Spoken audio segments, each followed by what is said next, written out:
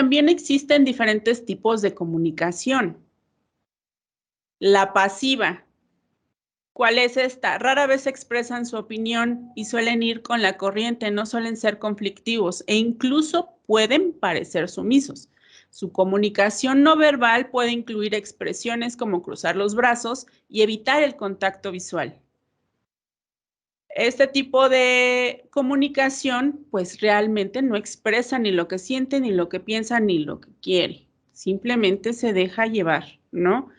Vamos a una fiesta, vamos a una fiesta. ¿Por qué? Porque simplemente pues así lo aprendió. ¿Se acuerdan cómo vimos los tipos de aprendizaje? Por eso es importante aprenderlos, porque no todos aprendemos de la misma forma. Entonces, en su estructura de pensamiento, él se quedó arraigado con que esa es la forma de comunicarse y esa es la forma que está bien y esa es la correcta. La forma agresiva. Bueno, esta forma de comunicación, ellos suelen estar convencidos de que su opinión es la única, a tal punto que no escuchen las opiniones de nadie y es probable que durante una conversación interponga sus propias ideas y con frecuencia a veces hasta puede usar un lenguaje de confrontación, ¿no? Como por ejemplo, estás equivocado o no lo entiendes. Y su comunicación no verbal incluye mantener un contacto visual intenso. Te quiere dominar a través de la vista. Una persona agresiva nunca va a aceptar un no por respuesta y siempre va a tratar de convencerte de que lo que él está diciendo es lo correcto. En muchas veces pueden llegar a los golpes si encuentran una persona que difiera con lo que él piensa. La persona que se comunica siendo pasivo-agresiva no se siente incómoda al manifestar sus opiniones, su comunicación verbal no suele coincidir con su comunicación verbal.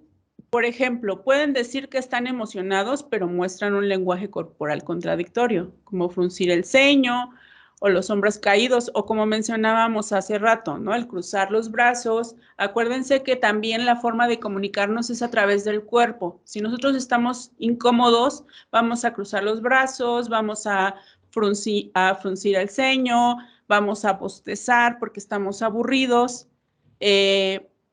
Y por ende, si estamos a gusto, vamos a sonreír más, vamos a platicar más, vamos a estar más abiertos. Y la forma asertiva de comunicación, bueno, saben cómo defenderse, son el tipo de comunicadores que saben cómo expresar su opinión y defender lo que quieren sin ofender a los demás.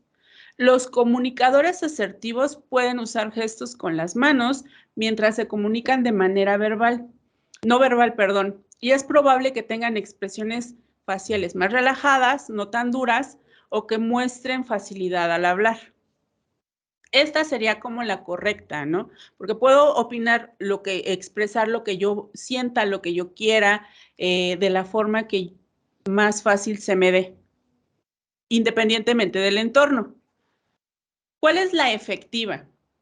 Ese es el proceso de compartir ideas, pensamientos, conocimientos e información de la forma más comprensible para el receptor del mensaje. Algunas de sus características son la claridad, la empatía y la escucha activa.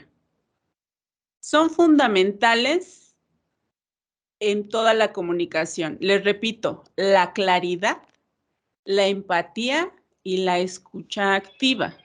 ¿Qué quiere decir? Que lo voy a decir de la forma más clara que mi hijo lo pueda entender a su lenguaje y como nos comuniquemos. Empática. Él también siente, él también quiere, él también desea, él también necesita. Y la escucha activa, escucharlo, mirarlo a los ojos, ver su lenguaje corporal, cómo está en disposición de platicar, todas esas cosas, ¿no? Y la afectiva son las personas que estimas. El lenguaje es diferente. No sé si se han dado cuenta que, por ejemplo, ustedes no van a hablar con su esposa o con su novia de la misma forma que hablan con su jefe. Entonces, el lenguaje es diferente, es mucho más empático, amoroso, cariñoso, respetuoso, amable, ameno, y comunica, como su nombre lo dice, afecto.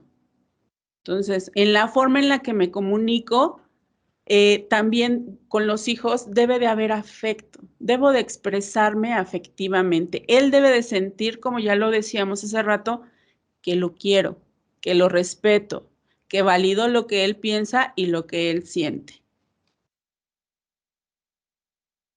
Bueno, si bien la comunicación efectiva permite mejorar las relaciones personales, la comunicación asertiva se refiere a la manera de expresarte. Por lo tanto, para que sea posible, se requiere asertividad para expresarse de manera directa y honesta en diferentes tipos de situaciones.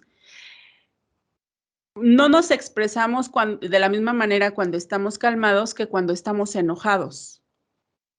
Entonces, a veces cuando estamos enojados podemos llegar a decir cosas que pues no sentimos, cosas hirientes, y por eso hay que ser asertivos en las cosas que vamos a decir, ¿no? ¿Cuáles son las diferencias entre estas dos? Bueno, pues radica en que la forma en que transmite el mensaje.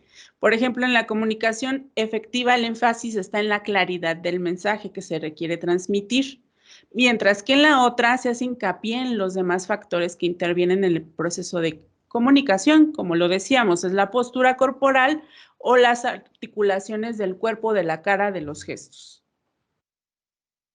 Bien, muchas veces nosotros queremos educar a nuestros hijos a nuestra forma, como nosotros queremos, ¿no? O sea, como nosotros pensamos que es la forma idónea. Y les voy a ser sincera, en terapia la mayoría de casos que van son de papás que llevan a sus hijos porque quieren que saque puro 10. Entonces, psicóloga, le traje a mi hijo porque va muy mal en la escuela. Psicóloga, es que no quiere hacer lo que yo le digo. Psicóloga, es que no me quiere hacer caso. O quiere estudiar otra cosa, ¿no? O quiere hacer diferentes cosas y la verdad, pues es que no. La verdad es que no siempre todos los hijos van a ser de 10. No todos los hijos van a ser perfectos y no todos los hijos van a cubrir nuestras expectativas. Volvemos al inicio, cuando están en nuestra pancita, nosotros a fuerzas ya traemos la disposición de mi hijo va a hacer esto, cuando en realidad depende de muchas cosas y principalmente de lo que él quiera, ¿no? Hay tantas y tantas y tantas cosas que pueden atravesarse, que hagan que cambien lo que nosotros pensamos. Y muchas veces muchos papás se frustran cuando sus hijos no alcanzan lo que ni siquiera sus hijos querían, sino lo que ellos querían. En una ocasión, en un concurso, uno de mis hijos estaban concursando para, ¿qué era? Spelling Bee. Y mi hijo pues no es de puro 10, y esta niña sí, era de puro 10, puro 10, puro 10, puro 10. Y en los Spelling Bee siempre ella ganaba el primer lugar. En esta ocasión, mi hijo le ganó. Hubieran visto a la mamá, hubieran visto a la hija. Yo no me acuerdo en qué lugar se quedó mi hijo. No sé si fue ella en segundo y él en tercero. No, al revés. Él en segundo y ella en tercero, o él en primero y ella en segundo. No recuerdo en qué lugar quedó, porque la verdad para mí no es de relevancia, le soy sincera. Yo me quedé hasta la fecha con la mirada de la mamá. Veía tal cual con odio a mi hijo. Con odio. Yo no lo entendía. Digo, ¿por qué? O sea, es un concurso. Y la niña, chiquitos, iría como en quinto. La niña destrozada, porque había estudiado mucho, porque se había esforzado, porque estaba hasta más no poder, practicando, y realmente cuando le dijeron que se equivocó, porque el spelling bee es repetir las palabras, se equivocó en una, fue un error, no es que la niña no supiera, simplemente fue un error. Los nervios, muchas cosas, toda la tensión sobre ella, y a mí me partió el corazón verla. De verdad me partió el corazón y la mamá viendo con odio a mi hijo. Y a mí me dio mucho coraje, no que viera con odio a mi hijo, sino que le hiciera eso a su propia hija. Le cargó un montón de cosas, o sea, de tienes que ser la mejor, tienes que sacar puro 10, y la niña lo hacía. Y no había cierre de ciclo que no le dieran reconocimiento, porque era la primerita, puro 10, y se va a ir con beca. Pero ¿qué va a pasar con esa niña cuando vaya al mundo laboral? Se va a topar con la triste realidad que hay aquí. Se va a dar de azotes. ¿Por qué? Porque la pequeña está acostumbrada a que tiene que ser aplicada y con eso le va a ir bien. Y desafortunadamente no nada más siendo aplicada nos va bien. Desafortunadamente no es así, nuestra realidad es diferente, ¿no? Sales al mundo y hay muchísima gente que trata de hacerte daño.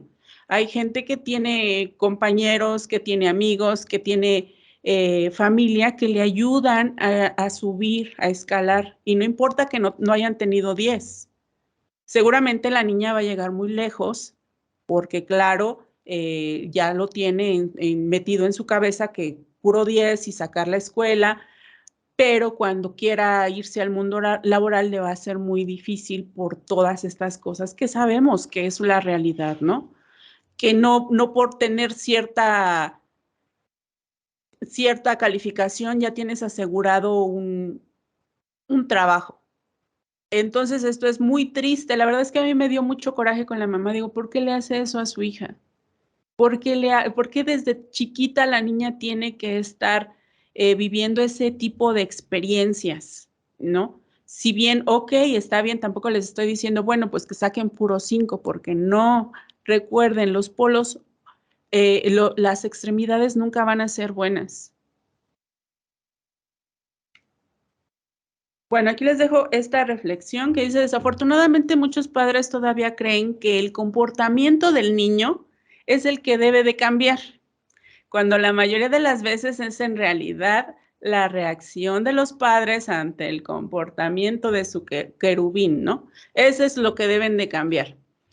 Les vuelvo a repetir, como papás nos equivocamos muchísimo y nos vamos a seguir equivocando siempre, pero siempre lo hacemos con amor y siempre podemos modificarlo, que eso es lo importante.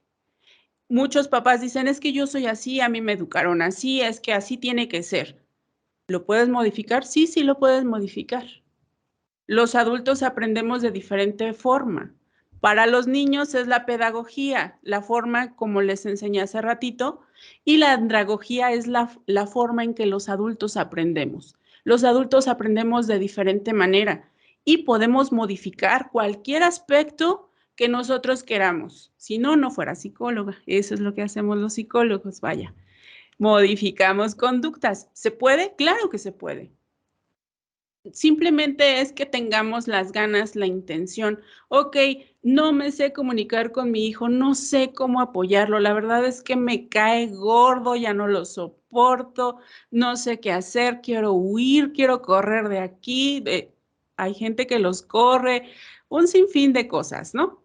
Entonces, realmente, ¿qué es lo que puedo hacer? Puedo modificar.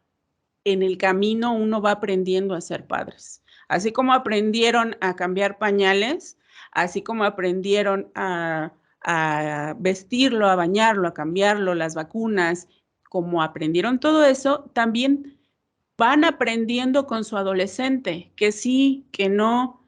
Y es bien difícil estar con un adolescente, claro que sí, nadie dijo que fuera fácil, pero tenemos que ir cambiando con ellos. ¿Por qué no podemos seguirlos educando como cuando tenían 5 años? Porque ya no tienen 5 años, ya no piensan igual, ya no sienten igual, ya no les gustan las cosas que tenían en ese tiempo, y nosotros somos los que tenemos que empezar a cambiar. Perdón. Bueno, ¿cuáles son los componentes de la andragogía? ¿O qué necesito yo para poder modificar o meter un nuevo conocimiento? Primero, tengo que tener la necesidad de saber.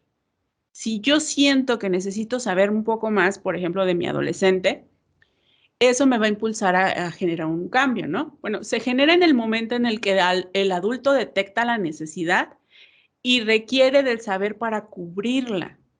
A veces es necesario, muchas veces, decirle al adulto cuál es la necesidad, porque muchas veces los adultos no se dan cuenta de, ah, no, yo estoy bien, el que está mal es él. Él tiene que cambiar. Muchas veces hay que decirle, oye, es que lo estás tratando de una forma que ya no va, ¿no? Ya no es un bebé, suéltalo tantito. Entonces, a veces es necesario decirle a ese adulto que hay que modificar ciertas cosas que no está haciendo bien. La disposición de aprender. Bueno, la persona tiene que estar dispuesta. Esta disposición es el estado emocional vivido ante una situación de aprendizaje. Debe ser favorable para que se dé de manera óptima. Es decir, debe de tener un beneficio para mí. ¿Yo cómo voy a cambiar? ¿Yo cómo voy a adquirir un nuevo conocimiento? Primero, tengo la necesidad por aprender. Quiero aprender violín. Después, la disposición de aprender. Bueno, pues cuando estoy aprendiendo violín, mis emociones se activan y la verdad es que me siento feliz, y cuando termino de aprender una canción, bueno, pues me siento wow. Así es como aprende un adulto. Después, la motivación de aprender, y es el interés que tiene el adulto por su propio aprendizaje o por las actividades que le conducen a él. El interés se puede adquirir, mantener o aumentar en función de los elementos intrínsecos o extrínsecos. ¿Qué quiere decir? De lo que trae adentro, de lo que le produce esa actividad y de lo que le produce por fuera, ¿no? ¿Qué es lo que va obteniendo cada vez que va aprendiendo nuevas cosas? Después está la recuperación de la experiencia. Las personas aprenden mejor cuando entran en contacto con sus propias experiencias o vivencias. Es un aprender creciendo. Y interviene la concientización, la conceptualización de cada evento y la contextualización de cada cosa.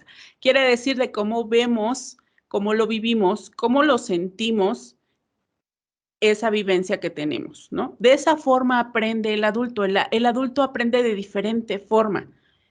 Como les decía hace rato, no sé si lo recuerden, de los legos. Vamos aprendiendo como si fuéramos formando legos. Ok, yo ya soy un adulto, ya tengo mi estructura de pensamiento, ya está todo mi bloque, volteo a mi niñez y ahí están todos mis bloques de aprendizaje, pero veo uno que tiene un chipote. Por ejemplo, veo que ahí, por ejemplo, a mí me pegaban, ¿no? Entonces, veo que ese bloque no está siendo funcional en mi vida ahora como adulto y que quiero quitarlo. ¿Para qué? Para no repetir patrones, para no pegarle a mi hijo. Entonces, tengo que bajar y quitar ese bloque para cambiarlo por uno más funcional. Ok, ahí ya tengo la necesidad de saber, la disposición de aprender, la motivación para hacerlo y la recuperación de esa experiencia que viví traumática de la niñez. ¿Se puede? Claro que se puede.